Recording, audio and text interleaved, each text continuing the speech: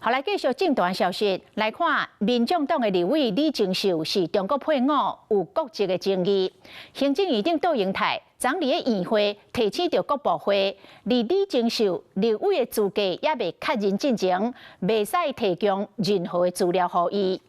李正秀伫个面册来写讲，甲你冤枉的人上清楚你的冤屈。有关李正秀解除职务这件代志，内政部讲应该是立法院来执行，但是立法院回函讲，这个立法院是合议制的机构，无法度由立法院单方面来决定立委的资格甲去留。甲台东县议长吴秀华相送礼，民众党立委李正秀写无分析水艰难方向，这会敢若有另外含义，因为议长杜英泰做出这项采示。在该名合法资格没有确认之前，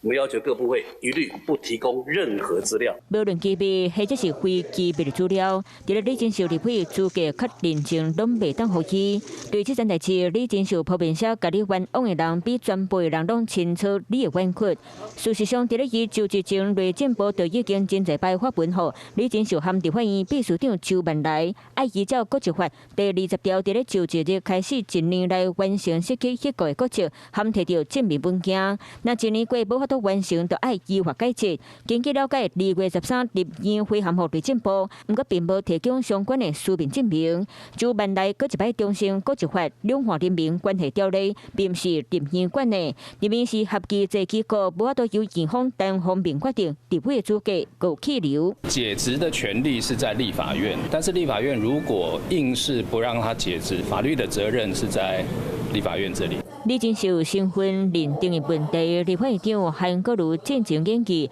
会提报党团协商讨论。不过当时协商也无消息，随立院开启，李正秀国籍的问题，调查继续攻防。Hello， 我是雷亚，想要抢先掌握最及时的新闻资讯吗？赶快订阅、按赞、开启小铃铛，锁定华视新闻 YouTube 频道。